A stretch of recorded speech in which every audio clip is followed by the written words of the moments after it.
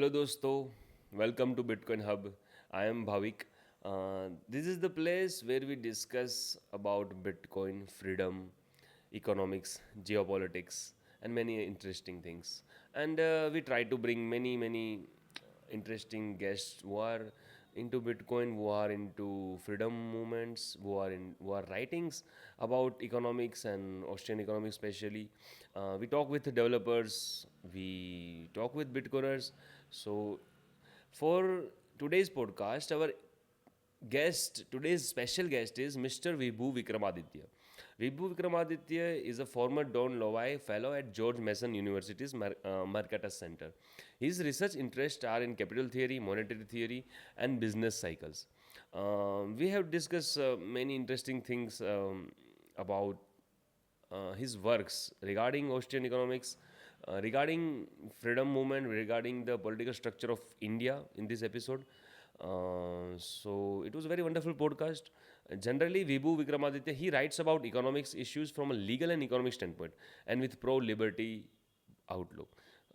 You can find his works, his articles at Econlib, Mises.org, Libertarian Institute, Austrian Economic Center, Swarajya, and the print.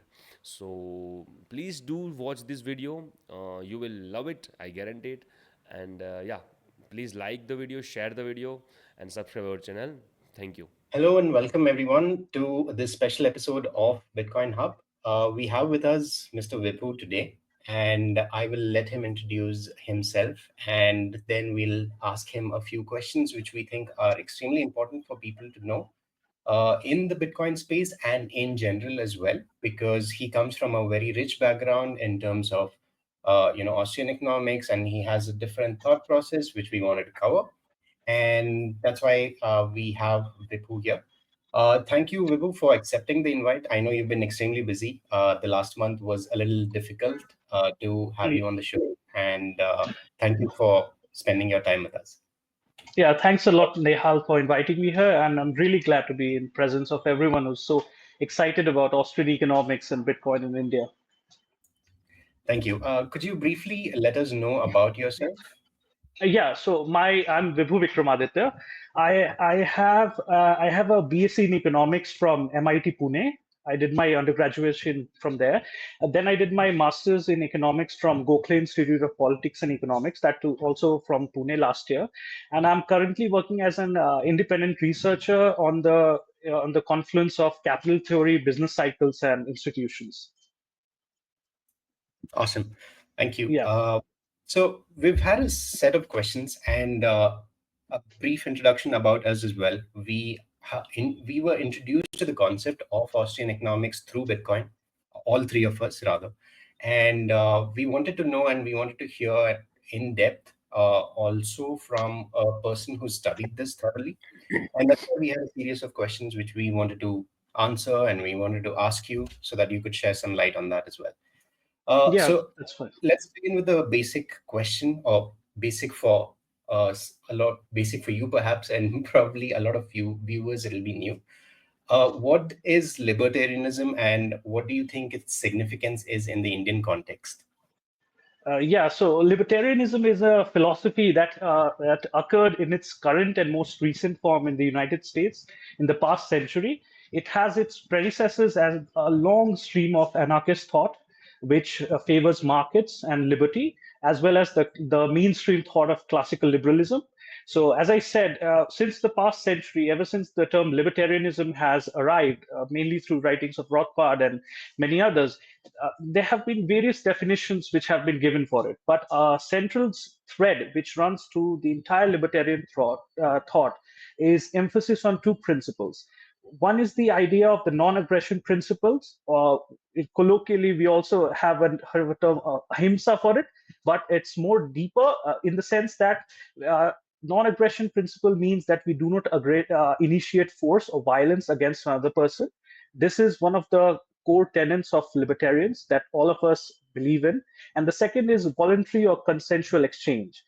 We believe in social exchange and almost of all types, whether it is a person giving his own kidney to the other person, or it's normal goods, or all forms of work, as long as it's done voluntary in a consensual manner. Libertarians abide by it and promote it. So I'm there's Sorry. also another thing that underpins the entire libertarian philosophy, right? So perhaps Yeah. that is what the Indian freedom movement also lacked to a certain extent. I think ahimsa was what underpinned the Indian freedom movement, but I think they lacked the emphasis on property rights, right? Yeah, true. So the what happened is at the precipice of when India was to get independence, most of our leaders were educated in Great Britain. So at that time, the people who were supporting Indians' independence more were usually the left liberals. Now, we should distinguish what liberals are from libertarians. Liberals also want to emphasize a particular strain of thought, a particular morality onto other people. They may believe in freedom of thought or freedom of expression, but they have a certain idea about it. And liberals now, for in the current theme, so all of us are aware what happened with what is going on with Ranveer now. And there are now I'm not promoting it. I do not listen to it, but I'm not going to say that let's get the government to that person's door and let's capture that person. And there's entire kind of mob violence which is going on. So, and there are plenty of liberals who are also amongst them. So, yeah. So at the time when India was getting independence, the kind of people who supported India's movements were usually left liberals. The conservatives were in retreat because the philosophy of liberty was in retreat in great terms. In almost all of the country, there was Nazism in Germany, there was fascism in Italy. England had swayed from its principles of free trade and the gold standard, and America was under Roosevelt, who had its own, who abandoned the gold standard, who had an entire stream of many policies. So liberty was in retreat, and the only people who supported India's independence in England were Fabians. So there's this implicit idea which our leaders took from them that property is bad, profit is bad, any kinds of incentives or self-interested behavior is bad per se. So those were the axioms on which they were operating. Yeah. So I'm wondering if you think that maybe if our early leaders had been influenced by Mises and Hayek rather than, say, the Webbs and the other Fabians like George Bernard Shaw, maybe India would have taken a completely different path, and maybe we would have remembered what it meant to be free. Do you think that maybe because of that, India, the Indian government and Indian society has forgotten what it truly means to be free because we didn't put that emphasis on property rights and, not just property rights, but natural rights and natural law as a concept. Yeah, true. I mean, the foundations from which these people were working was a socialist one of socialist development, where you had this idea that there's an overarching state full of technical individuals, technocrats. You had the president of the ISI in Kolkata, and you had several, he was the chief architect of the 5-year plans from the second year plan on. So you have this basic idea that the state is going to come in and socialism works. So once we get the ball rolling, once we get the state to confiscate resources from private individuals, once we debar private individuals from trading abroad, once we debar private individuals from keeping their own money to themselves and using it in the manner that they best see fit, and have the state orchestrate an overarching plan over the country, you were going to get development. So there was no, I mean, essentially, Nehru, when at the time, and this was shared across the spectrum in terms of late Subhash Chandra Bose and many other thinkers. This stream of thought was all around. And they believed that once you get the ball rolling, development was going to come. There was not a question that India was not going to develop. It was going to happen, kind of like the socialist march towards history. You have different stages. So India's stage for socialism had come. Although I would like to point out that one good thing that Nehru did take from the Fabians was the emphasis on democracy. Now, I don't believe in democracy per se, that the majority gets to infringe on the rights of the minority, but still, even after 70 years of our country, we haven't seen a dictatorial coup in the sense. Of course, there was a coup in the middle of 1976 when Indira Gandhi toppled the entire institutional framework, and the Supreme Court just stood there and watched it. And later, the Supreme Court even affirmed to it.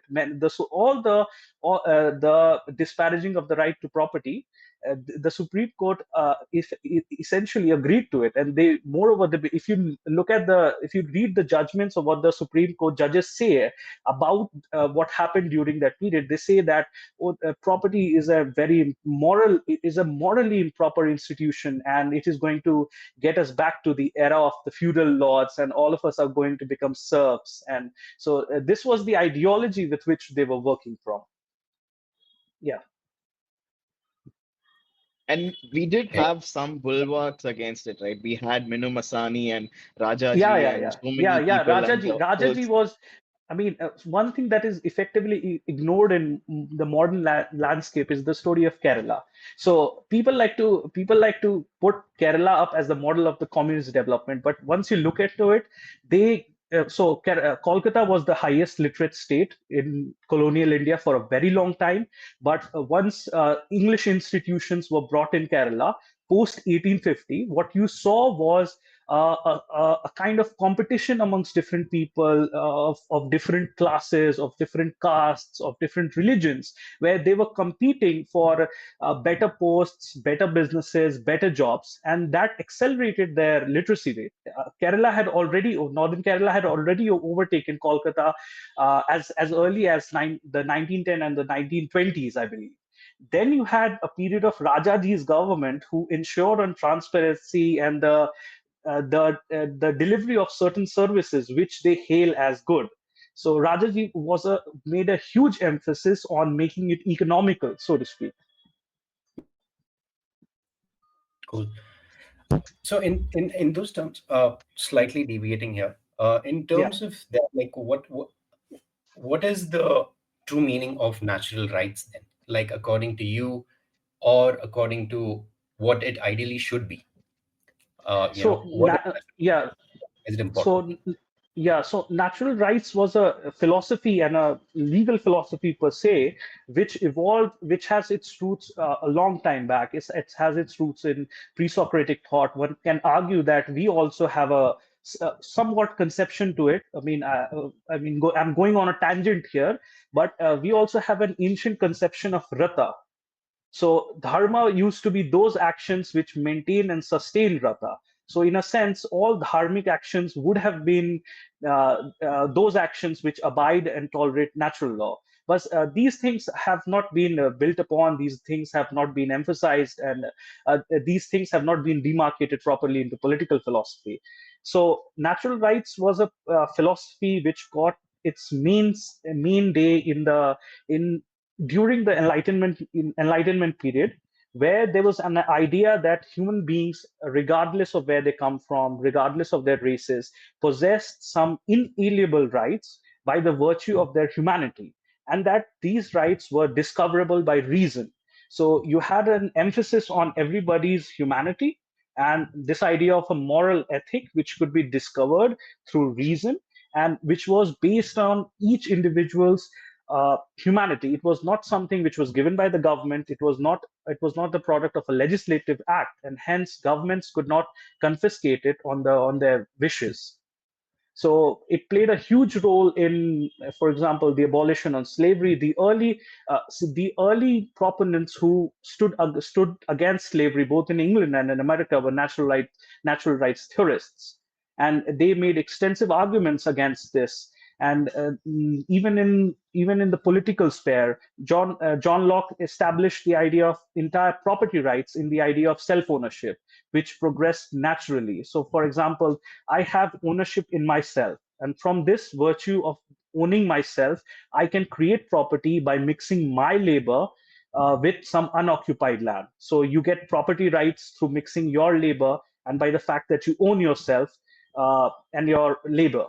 So, and then he also built into that the idea of a social contract, that the government, which oversees us, which has a monopoly on violence, needs to be legitimate. And their legitimacy rests on a social contract that it has with us, either implicitly or explicitly. And ergo, when government ceases to protect those rights or tries to infringe on them, we have a right to revolution as well. So these themes were also picked up by the in American independence founders in their country in 1976. Yeah. So I wonder if these if this particular concept of natural rights, had it been applied to the Indian situation back then, what do you think would have been different about how our societal struggles and tensions evolved? I think we didn't necessarily take the right path. I think the end goals of these movements that aim to correct these different tensions were had the right goals in mind, but they pursued like the wrong ends. I mean the wrong means to achieve the right goals. So what do you think would have been different about us, or do you think that we did indeed pursue the right means to achieve those goals? No, I don't believe that we pursued the means to goals. Otherwise, we wouldn't be so poor in relative to our capacity for such a long time. But I think the core problem, from my perspective, is that us as Indians, we did not take it uh, into our hands to really get into these types of philosophies and really practice these philosophies. At the end of the day, we can talk about natural rights, but until and unless we are going to agree on it, we cannot implement it into practice. So that is something that did not happen. And the second is that the 20th century was essentially, if we ignored the after 1970s, it was a century which was moving away and away from liberty and towards more and more centralized government. So the themes in the air was such that most Indians who studied abroad or in other places picked up on these ideas, and they had their worldviews framed at a young age, yeah, in an ecosystem with these ideas, and they just went on with it. They did not try to question their own assumptions or in any way deviate from that. Yeah. Bhavik, आपकी कुछ questions थे I think which was specific. Yeah, बताइए. I think I will ask I think near the end. Okay, cool. Mhm. So when we see a lot of this, whatever's happening in US at the moment as well with Doge and stuff, a lot of rhetoric and a lot of counter to that has been uh, regarding capitalism as well. There's a lot of chatter around that. And how do you see capitalism play out versus socialism? And if you could, briefly touch upon those two topics, and why are these two so contradicting to each other, and they they run at each other and claw at each other at one point. So why do you think that happens, and what is the middle ground, or is there a middle ground at all to this? And also, Nihal, you want to specify that Doge means the Department of Government Yeah, yeah, Efficiency and not Dogecoin. yeah. Because Yes, of Yeah. course. Yeah, so essentially, there's a beautiful graph which I don't have. People can search it. There's called the hockey stick of growth. So, for most of humanity, for thousands of years, the living standards have been this. It was essentially a flat line with zero slope, with no changes. And apart, at the dawn of the 18th century, you have this. This is how the living standards changed at the arrival of what is today called capitalism. It was essentially a system of property rights and institutions and consensual exchange and free trade under the rule of law. So these things have been termed today as capitalism, but the combination of property rights, proper institutions for safeguarding those rights, the culture of commerce, where people respected commerce, and then the idea of free trade, where you could trade across borders, where you could invest capital abroad, that led to huge and remarkable changes in standards of living. The prosperity that we enjoy would not be fathomable. They could not even fathom it, even for the most the richest of the kings. There's an anecdote which is said about this, that even the great King Henry of England, when he was sitting in his mansion, his illustrious, beautiful palace in England, his wine froze. His wine froze because he did not have adequate heating facilities, even as the King of England, who ruled over such a broad dominion. And in comparison to today, we have almost all of our basic needs and much more than those needs which are fulfilled. Now, as this period was undergoing a change, there was different streams of Enlightenment thought which occurred. One of those that particularly took hold in France and Germany was this idea of super rationalist thought, which eventually culminated into socialism. Now, socialism, when it began with Saint Simon and other people, it was essentially the conception of a utopia where people would have everything, where people could live as they like, where there were no trade-offs, everyone was well off, everyone enjoyed equal rights, everyone had equal access to resources. So these were primarily as utopian images of a heaven as religious people envision it. But then Marx comes along the scene. He reads the classical authors, and he then turns the entire socialist thought on its head. And he said that socialism was essentially a matter of practice, and what you needed to do is to get the workers to have control over the means of production. And once you have control over the means of production, utopia was going to usher in.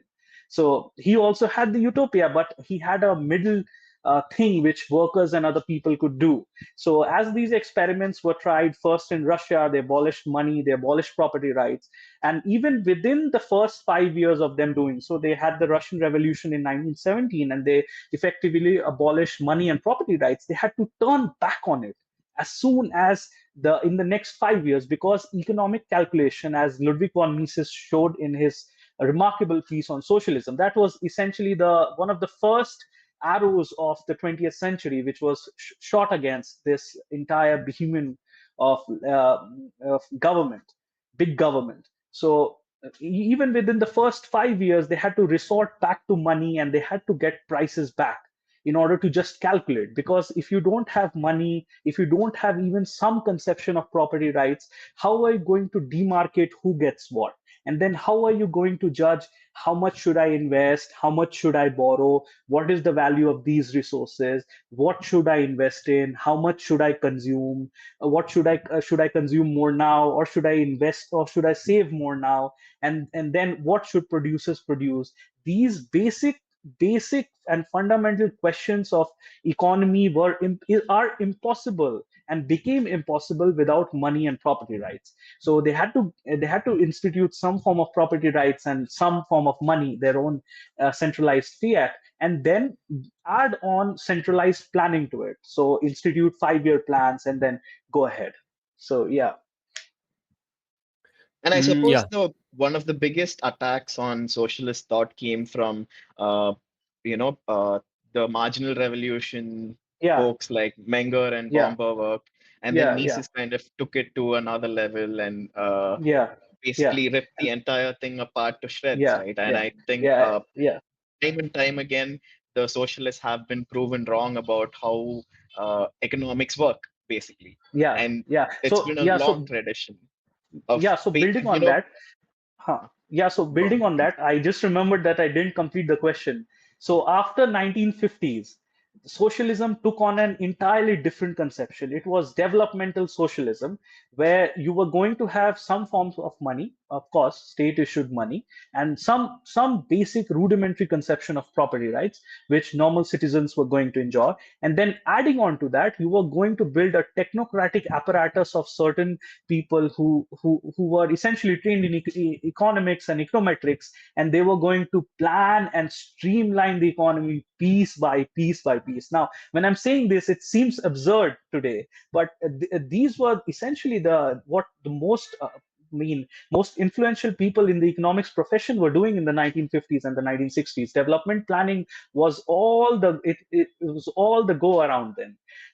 And so therefore socialism changed, and then when it failed, when the Soviet Union collapsed, when the problem of planning showed itself across numerous countries. For example, there was a demarcation of East Germany and West Germany. So you had a natural experiment where East Germany was under the Soviets and the West Germany had enjoyed some form of market property rights and these were implemented by students who had actually read under Mises, who had studied under Mises, but they still in the West Germany they had still had some forms of social control.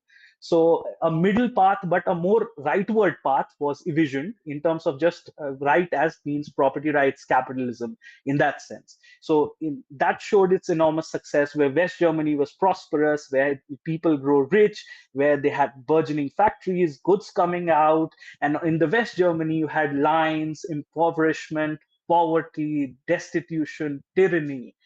So that failed. And then you had the examples of India is the basket if one tries to take it as face value what the development economists taught. So you get the India as an ideal experiment of it. You had a technocratic elite which was studied in the best institutes of the country.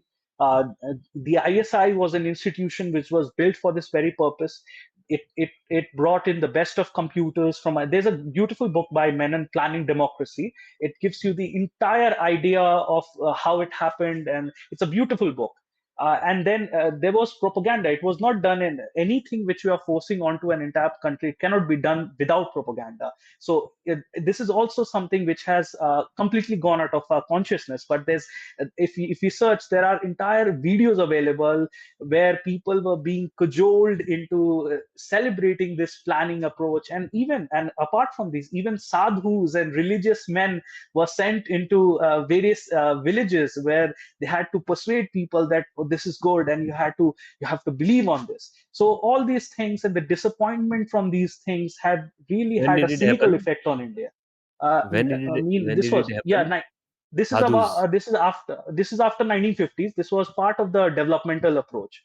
So Okay, this that was happened part in of the So I India. development. think this was Yeah, throughout, in right? I India, think India. 1947 to 91, like the entire Yeah, it's something in 51 or between. Yeah, something and year old and there journey. yeah, and there were entire production budgets, marketing budgets, which were allocated for the production of propaganda of through films, where people had to celebrate this, and the sadhus and they sent the sadhus and the religious people in order to make them believe. So that failed. Then you have the example of South Korea and North Korea. After that, what you get is from 1990 to the 2010s, you get from the late, actually 1980s, you get a period where you have international trade, where you again have this era of globalization, where the internet is born, where commercial things are born, where the computers were born. Computers were commercialized not as planning material, but into by entrepreneurs into goods which could be used by daily people, by in their individual plans, by in their daily consumption plans, and in their production plans. So you had this era of around 30 years of growth, prosperity, and remarkable success. I mean, modern India is essentially impossible without what happened in that period. This conversation that we are having is impossible without all those developments that took place. Now, socialism then reframed itself. Now it talks about, it has two criterias. One is the idea of democratic socialism as providing public goods. Now, this, if you ask a socialist from the last century that the role of the state is just going to be in the provision of public goods, he's not going to believe in it. But that is the essential and the main argument, that the state should provide at least the public goods. And the second manifests itself in the idea of social control of what is permissible and what is not, through political correctness, through controls on languages, and through the politicization of daily life. So, for example, gender suddenly becomes controversial, bathrooms become controversial, what you eat becomes controversial. Essentially, every facet of our daily interpersonal lives is being socialized, and they vision it as something what you're going to eat in terms of extreme. If we examine the extreme of their argument, it's going to be what you're going to dress each day. It's going to be decided on what we are going to vote, what we are going to accomplish through voting. Yeah, so that is the modern form of socialism. What is the I problem think of socialism? What is the problem of socialism? Uh, and can you give any like specific examples so that it can become easy for audience to Yeah, relate so to it? yeah, so the most basic problem of socialism is the knowledge problem. Hayek has this paper, beautiful paper, which is the most celebrated paper in the economics profession. Even when people, economists themselves do not recognize how profound it is. I They was pay about to lip ask service you. to it. Yeah, I was about to ask you, what is the importance of price in the system? yeah. Yeah, yeah, Uh, yeah. yeah, Yeah, the so paper yeah, so by yeah, Hayek. yeah, so essentially the knowledge problem is the idea that the entire economy is something which emerges out of our individual decisions and the plans that we individuals follow. We go to the market, we have certain production plans, consumption plans, then the producer has certain production plans. So all this is made possible only by the fact that the information that each of us possess is placed in a decentralized manner and is localized. For example, my consumption plan is with me, your consumption plan is with me. What are going to be the best resources is going to be something which is only going to be locally available. So for example, I'm from Patna, Bihar. So there's a makhana industry which is beginning to burgeon. So any details, if you want to have about the makhana, it's only going to be localized in the vicinity where it's available. So if you try to organize the economy in a centralized manner, you essentially do not have access to the relevant information which you are going to need to plan the economy. So it's impossible per se to plan because the relevant information which is going to be needed to plan an economy is present in a decentralized and localized manner, and it is dispersed amongst millions and millions of individuals. So that is one problem. The second problem would be the point that Mises highlighted, that if you abolish money and if you abolish prices, you cannot engage in meaningful social calculation because these things allow us to meaningfully, rationally calculate. I mean, how much are we going to consume? How much should we produce? Where should we invest? I mean, the profit rate is a signal which people follow to direct resources towards what is most needed in the economy. Once you abolish money, you cannot have prices. Once you cannot have prices, you cannot have profit rate. And without profit rate, you cannot direct resources meaningfully in an efficient manner. So there are many problems with socialism. I mean, we can talk about those for about ages, but these are the two essential problems which emerged in the last century: the knowledge problem and the problem of rational economic calculation. And one thing that is important to know, I think, is one of the core ideas behind socialist thought is that money has to be the function of money, and interest rates have to be provided by the public as a public good, or as a part Yeah, of I mean, government they I services, mean, right? they this is now, and this is a testament to the win of classical liberals and libertarians and free market economists, that this is the current thought of socialists. Marx said that if you want to abolish capitalism, you cannot abolish capitalism without money. That's like abolishing the church by just removing the pope. If you want to abolish the church, you have to get rid of the church. So for them, money was the church through which all of the ills were born.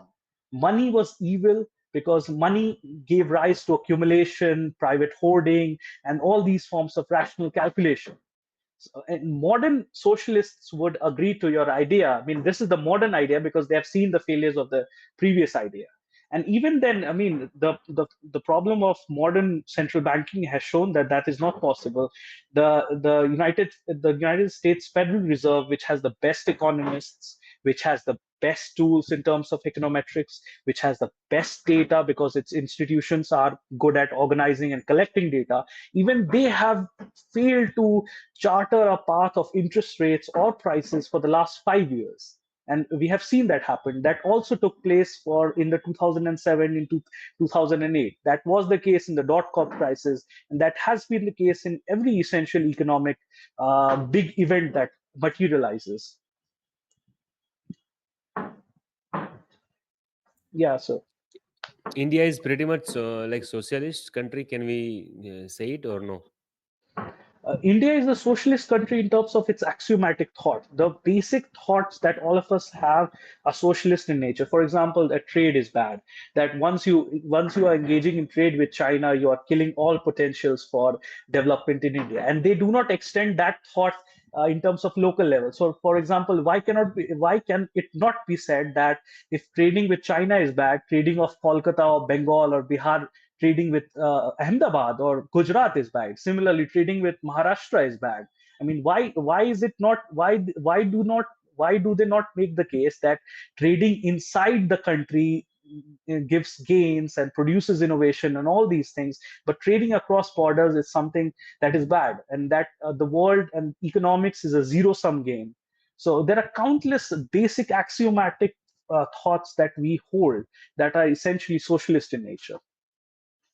And I wonder what you think is the reason. I mean, I wonder if you think that the reason for the continuing relevance of socialism, even now around the world, is government control of money.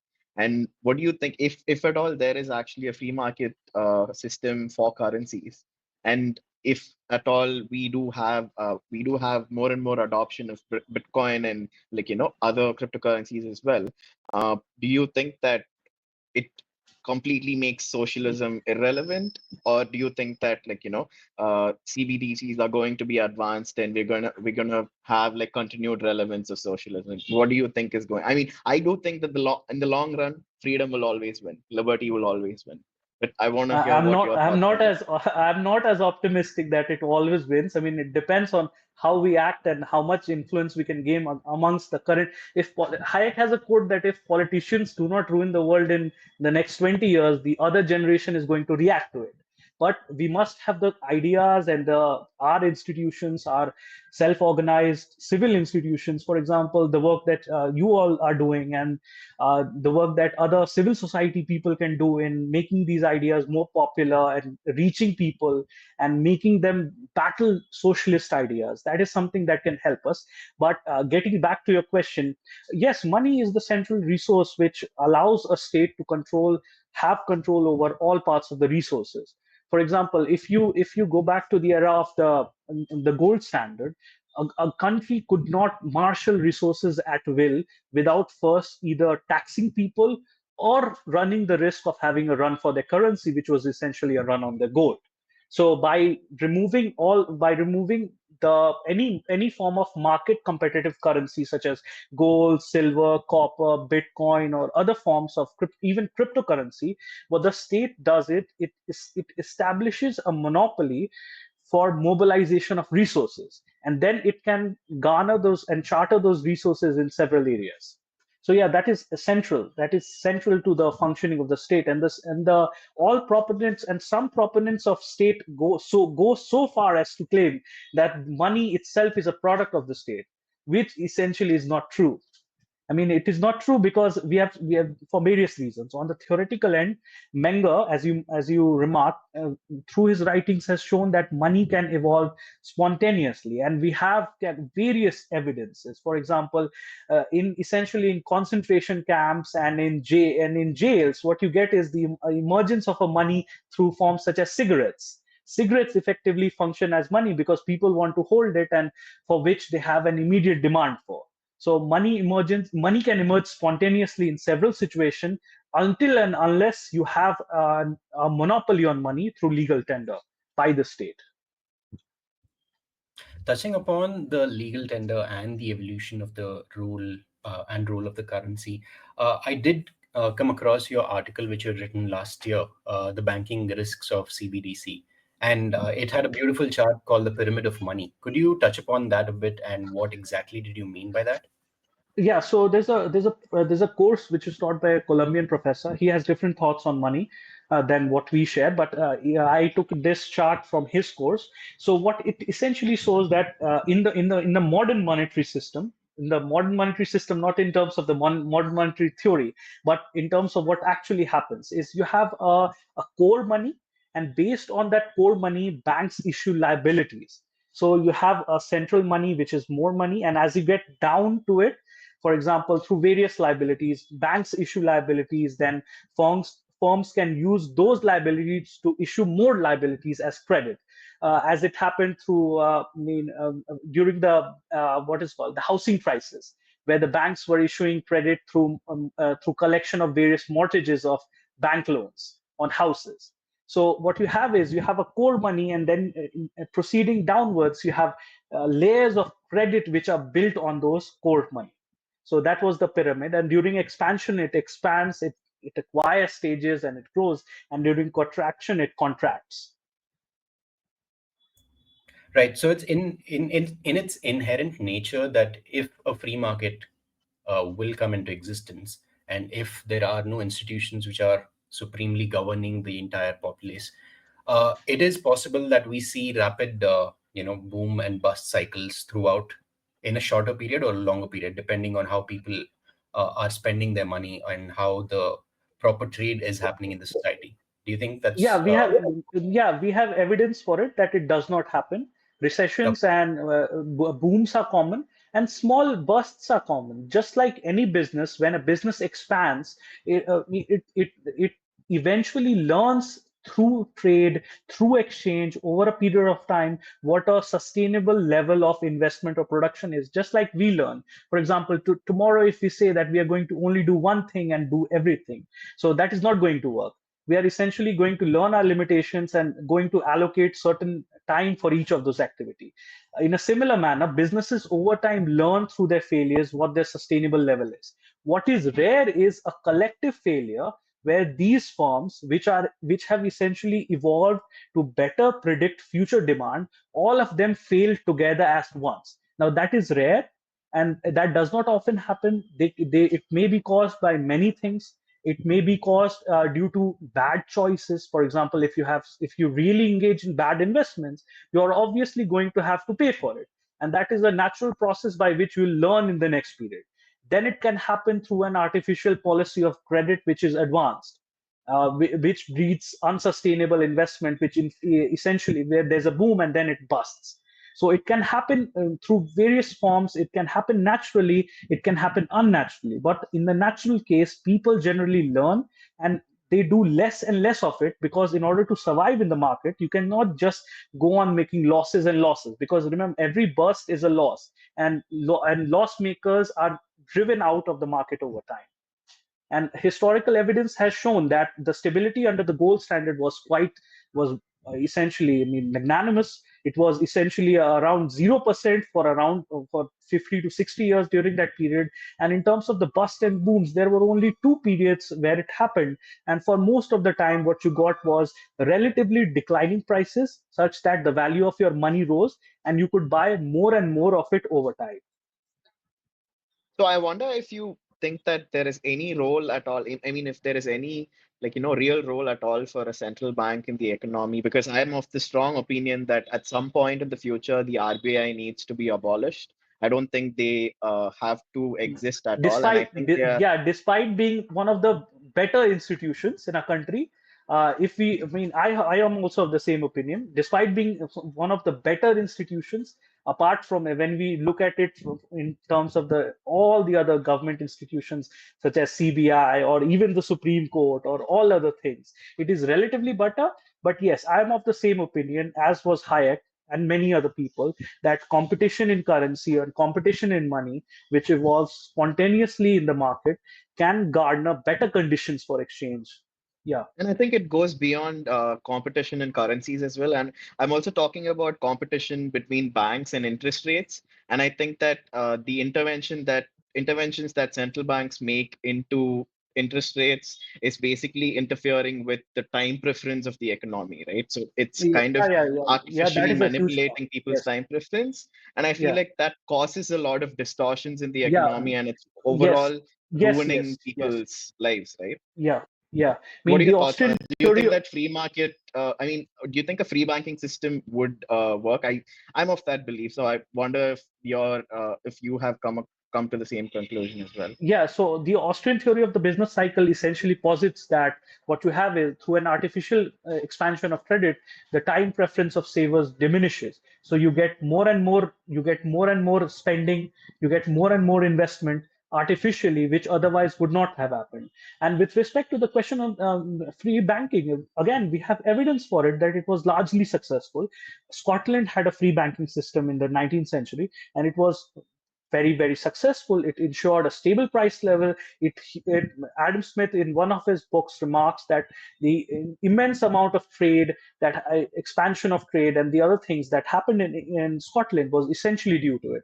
And similarly, we have Professor Selgin Sline. He has written books on free banking where he has demonstrated the same. We have Lawrence White, who has also written various books on free banking, who has also shown it. And then you have another example, which is not always talked about, which is actually the perfect example of Canada. Now, Canada was also on free banking, and for most of the period where the United States was going through these booms and busts, it did not go through these things. It had a stable price level and was demonstrating great conditions for growth. Yeah, we have evidence for it. I mean that free banking literally works. Cool. Bhavik, आप कुछ पूछ रहे थे? Yeah. What are the ways through which they try to control the banking in India, like specifically? I I mean, know one two, like it is cash reserve ratio. So one of which is fractional reserve banking. So every 1 rupees we deposit in the bank can create 20 times more leverage. So this is against the free banking, right? mm, so what Mhm. has happened in the modern money markets is that the government has to be reactive to any error that the market makes. For example, in recently there was a liquidity crisis where the RBI had to pump in money. So in a free market, what would have happened is either such a liquidity crisis would not have panned out, or if it would have panned out, it would have been restricted to certain firms which would have been bad. Now, in the modern monetary system, since the central bank is essentially responsible for any of the monetary activities that happen in the economy, they have to be reactive to any of the errors that the market makes. Now, each error, if it is layered over with artificial money, it is going to bear moral hazards. And if you go back a few years, the entire problem of the non-performing assets was essentially this: that politically motivated and various types of loans were given out to a huge number of people who defaulted, and then the banks had all these bad loans on their balance sheet, and they had no process of getting these off. So there was essentially a period where banks could not lend as effectively. Even today, the banks are not able to lend as effectively as they were in the pre NPA era. I'm talking about post 2000, when there was, on one hand, you had this institutional change towards more and more capitalism and free market and trade, and on the other hand, you had this burgeoning middle class who was trying to spend, and people who are trying to get better. So yeah.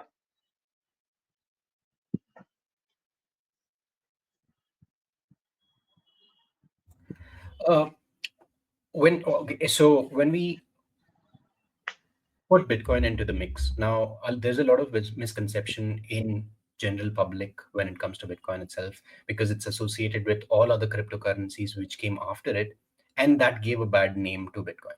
We are of the strong and belief and that because and because the government refuses to recognize it, I mean, that is a huge problem. exactly. I mean, So, yeah. yeah. So that was one of the questions. We've repeatedly heard the RBI and the spokesperson from the RBI there is nothing backing Bitcoin, or there is no intrinsic value. What are your thoughts Yeah. on that? And what do you think what does gold have anything backing it? And like, does any commodity need a backing per se in order to function as money? Yeah, so that is essentially something which comes from a bad understanding of what value is, and what we, ever since the marginalist revolution, we have dropped this idea of intrinsic value. Value is subjective. It is dependent on our consumption plans. It is dependent on our daily plans, and anything, whether it is air, I mean, whether it is, I mean, slippers, whether it is shirts, whether it is anything, it gets its value only in relation to the ends that we are seeking. So money certainly can have value if we look at money. For example, I wrote a small article on Bitcoin itself, which was not published anywhere. I was looking at for it in a Bitcoin space. So I was essentially positioning Bitcoin as a capital good in the sense that it helps in the production and exchange of the entire economy, while not being an agent of the economy itself.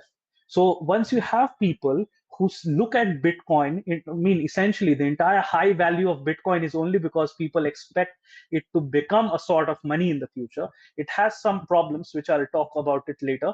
But if people can look at it, and if people can look at Bitcoin as a resource in terms of it being able to help us organize the economy better, since it is fixed, So you cannot forge it, you cannot issue more of it, you cannot have seigniorage, or it is decentralized, it is based on a ledger that can be verified, and it has no counterparty risks, and all these things. So once we look at Bitcoin as a tool which can help us organize the economy better, then it certainly has subjective value, despite it having no intrinsic value, which no item or good in any case does not have.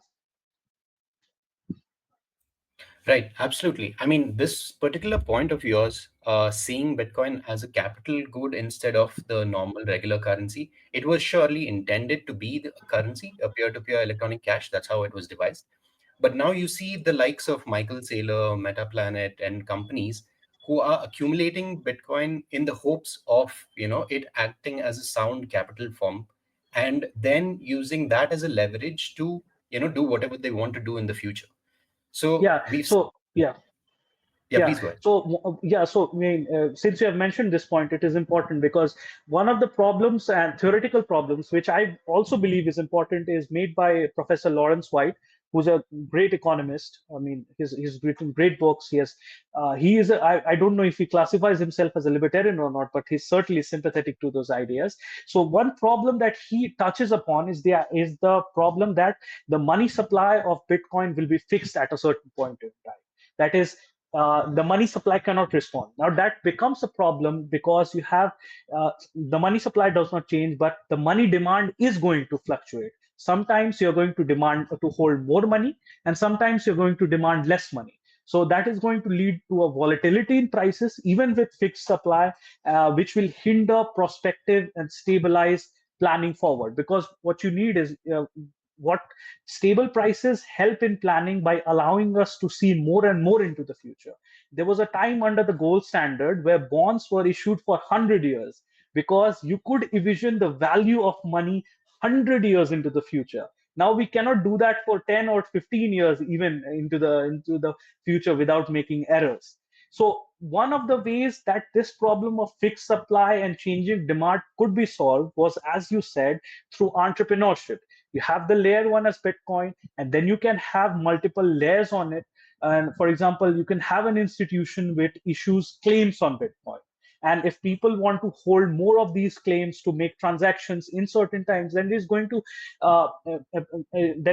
to essentially push out more claims. And when people would have to hold less of it, then they can issue less claims on Bitcoin, where the supply of Bitcoin does not change, but the second layer or the added layer, fluctuates in line with the fluctuating money demand.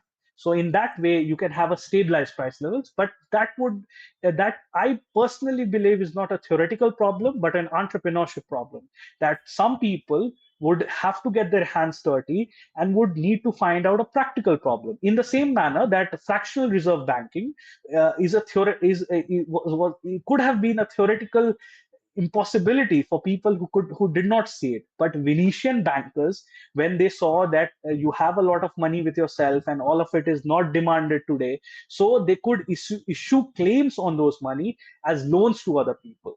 So there, Venetian bankers saw it and through an entrepreneurial action. In the same manner, the theoretical problems, if that is a real problem and it manifests in the future, will have to be solved through entrepreneurial action. Yeah.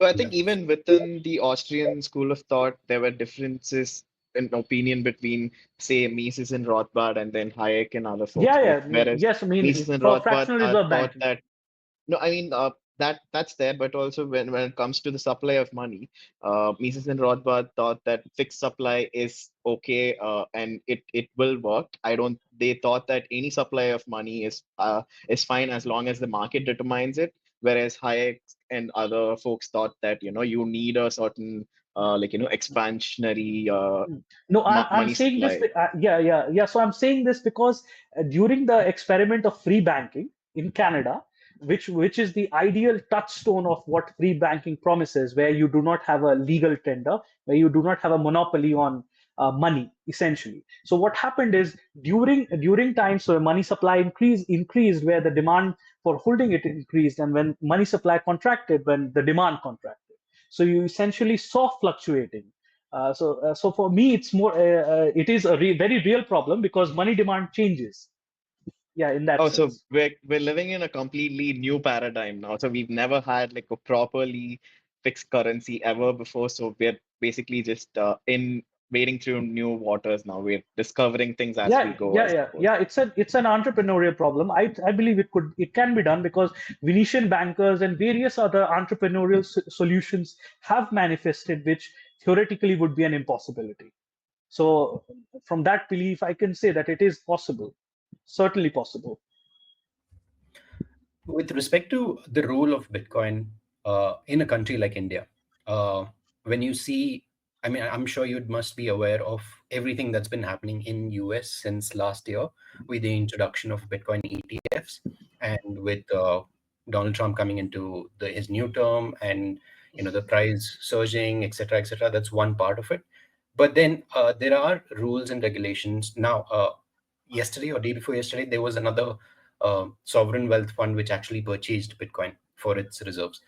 And there are companies in India itself who are actively, purchasing Bitcoin for their reserve to, safeguard and bulletproof their balance sheet.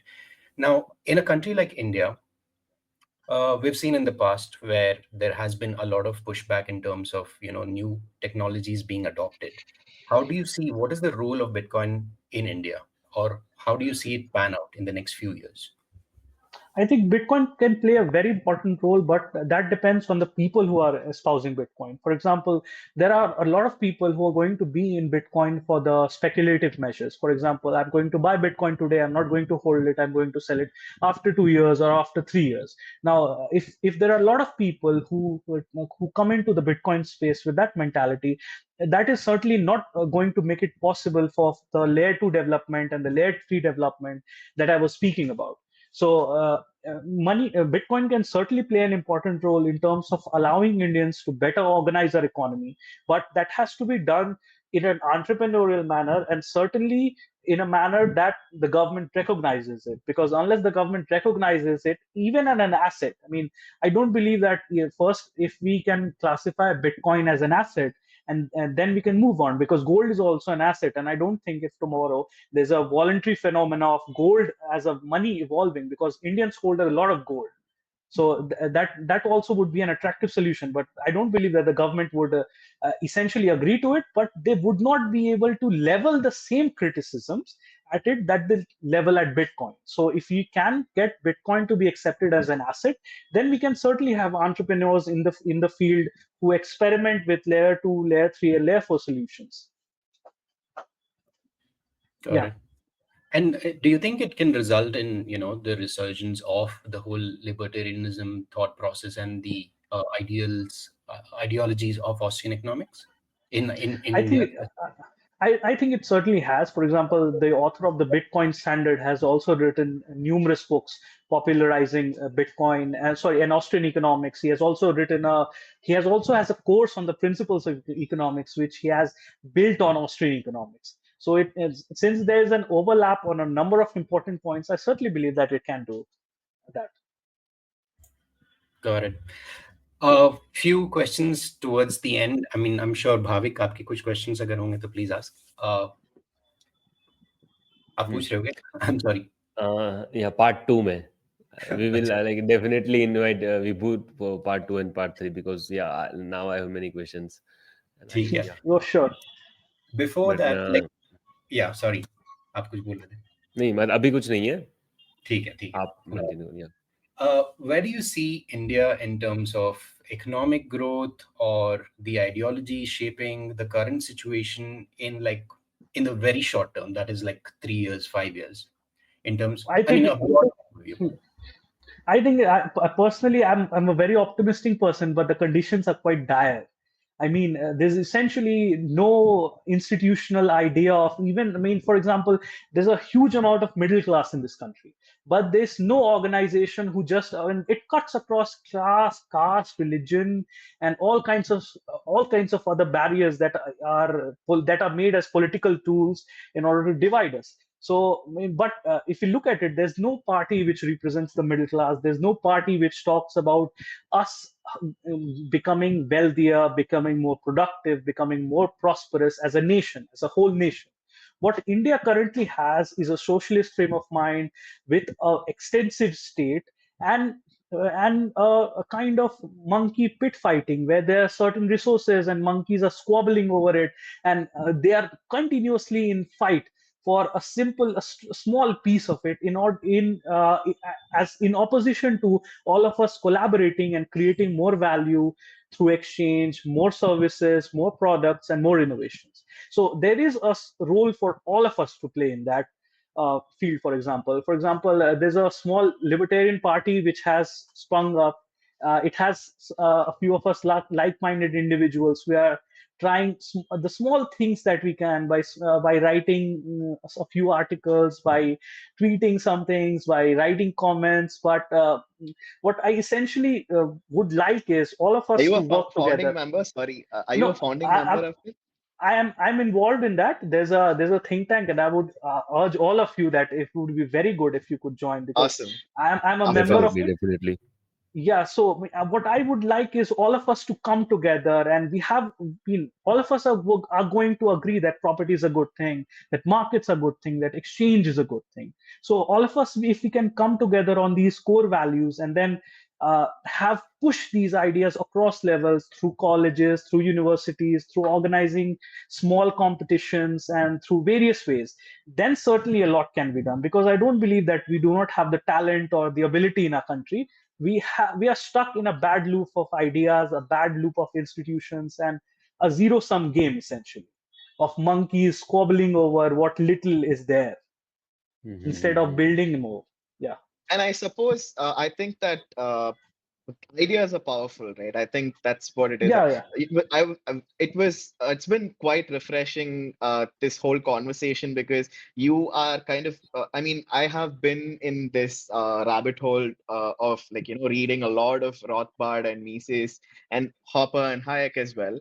And you kind of like come across someone like you yourself, where you're able to like articulate everything without me having to explain all of that to you, right? And I think that was the same with Bhavik and Nehal as well. We usually, when we meet someone, we have to explain, okay, property rights, this is the origin of property rights, the Lockean ethic, and all those things. But you like I think meeting like-minded individuals will definitely help.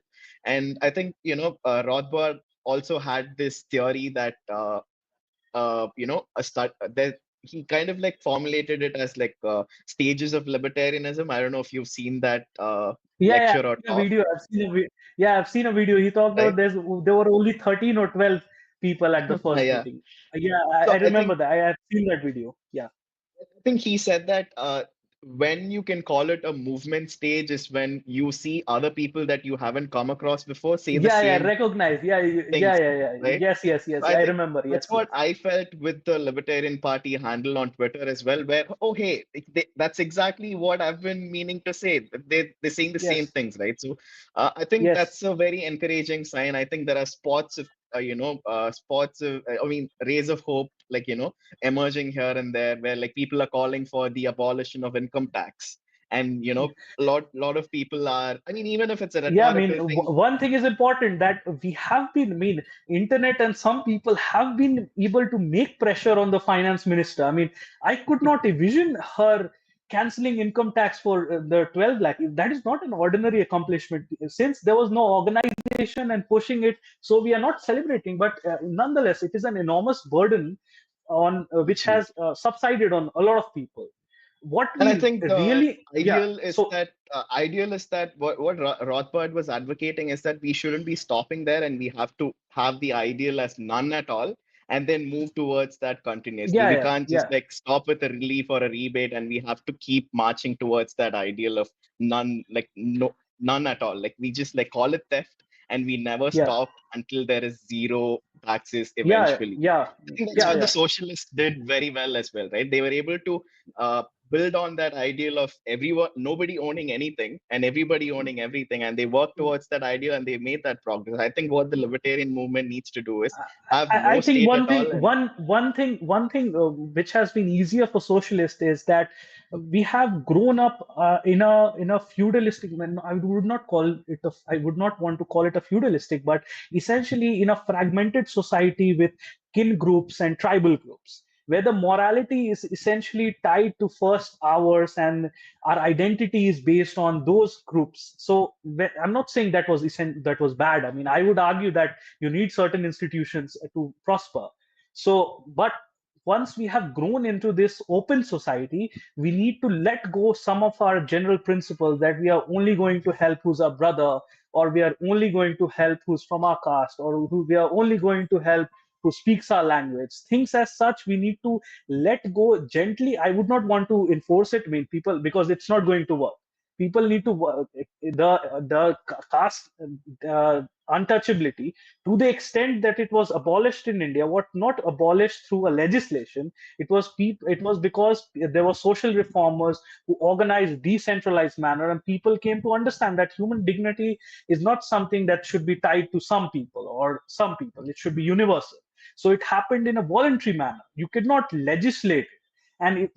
For things that legislation had been tried, it has been a failure because there's no moral impetus for us to do it, because we are not convinced by that idea. On a important point, what we really need at this stage is to garner more and more young people. I mean, one good thing is that all of us are young, and the Libertarian Party is also young, but we need to reach out to on the school level, because these socialist ideas begin from there. We have all gone through school, so we understand how popular quoting Marx and all those ideas are in school. So we need to capture these ideas at the school, and then at universities, at the young parts of the colleges, if we want to have any say forward going forward. I guess what I was getting at was that the ideal of absolute private property for everyone in their self and whatever they acquire using their labor and energy, and then no government at all, like a form of no form of organized aggression at all. It can be had as an ideal, and we kind of like pursue that program and get people on board. I think that is a good way of doing it, and I feel like I mean, I think there's a huge amount of synthesis or whatever you call it between the Bitcoin movement and the libertarian movement as well, right? And obviously Austrian economics is something that brings these two together. And I what do you think are forums where like Bitcoiners can interact with libertarians and Austrian economics? And what do you think? Are there any events or are there any organizations that we can reach out to and do some actual interactions and communications with? I think that is some a place that we are really lacking, and we really want to build on it. That essentially the changes are going to come through civil society. So, I mean, currently I'm not in contact with, if it's happening. I'm not in contact with those groups. So, I mean, the only groups in India that I'm in contact with are a few YouTubers who talk about liberty and anarchy, and the Indian Libertarian Party, which has been formed, the recently formed. So, but that is something that we should build upon. I mean, if we are not going to do it on us as a civil society, as groups, then it is not going to happen. So, some of us have to pick certain ideas, certain themes, and all of us have to do our work in pushing those things forward. With the ideal goal being liberty, right? But I mean, I believe that that is possible, but that is a very high demand for it. Will be a very moralistic society in my understanding. I mean, the for example, I mean, the only reason that we can interact in, for example, let us say that we are moving in a street. So that is built upon a lot of expectations that we have, that nobody is coming from behind and is going to stab us or is going to rob us. So all this is made possible because people going on the streets have this moral idea that stabbing people is wrong. Most people, I'm not talking about the outliers, most people, that stabbing people is wrong, that taking other people's stuff is wrong. It is because of these moral ideas that people follow in their daily lives that there's no clamor on the streets. So in the same manner, the fully libertarian society, in my perspective, would be a moral one where there would be effective self-regulation based on ideas that I talked about of non-aggression principles and voluntary exchange. Yeah. Awesome. Before we conclude this session, is there anything that you would as closing thoughts you would like us to know, and like the viewers to know, and any sort of recommendations in terms of books, podcasts, or people to reach out to in terms of learning more about libertarianism and Austrian economics? Yeah, the first thing that I would like everyone to know is that they should start reading and thinking for themselves, because all of us people are no different from any of you. We also did not know these things. We have also come to know this and understandings only gradually, and that too not completely. So just stay with it, because and learning economics is important because it helps you debunk bad ideas. It allows you to see through various charades that politicians and people who promise these worldly utopias come with. So, I mean, in terms of books, I think there are a lot of good books in terms of introductory economics that I would recommend. One is by Per Balint, How to Think About the Economy, a primer, that is recently released by the Mises Institute. How to Think About the Economy, a primer. Then the second would be by Lessons for the Young Economist by Robert Murphy. Lessons for the Young Economist. It's also published by the Mises Institute. And for libertarianism, there are a lot of resources, but at first I would want the people to start searching for it themselves online, on YouTube, on Google, on getting their hands on any and everything that they can. Then, in terms of systematic reading, they can approach it with The Law by Frederick Bastiat. I think that's a great resource. He talks about the idea of the productive class and the parasitic class with legal plunder, with the legislatures as effectively engaging in legal plunder. Then you have The Machinery of Freedom by David Friedman, which argues for a consequentialist case for anarcho-capitalism. Now, I'm an ethical libertarian, but I would put consequentialism more, because it would help us convert more people towards this, because people could see for themselves the logic of economics playing out in competition, in evolution through property rights and institutions. And then you can have various other books, such as for a New Liberty, a Libertarian Manifesto by Rothbard, and similar books. Yeah. And the one thing that I would like people is to reach out to people who think like you, reach out to people who share your ideas, try to learn, try to write, and spread these ideas for yourselves too. Thank you so much. I think that's how we found you as well. And I love this conversation. I really want to thank all of you for inviting me here. I really loved and enjoyed this meaningful conversation. Thank you so much, Vibhu, for sharing your time. And how can people reach out to you, just in case, like, where are you available? Yeah, you can reach out to me at my email. It's Vibhu3333. So that's 4 times 3. Vibhu3333 @gmail.com. It's Vibhu Awesome. 4 times 3 @gmail.com. Great. Thanks so much, Vibhu. Yeah, thanks a lot. Yeah. Thanks a lot. Thank you Vibhu. so much. Yeah. Thank you so Yeah, much. thanks a lot. Thanks a lot, Sachin. Thanks a lot, Bhavik. Thank you.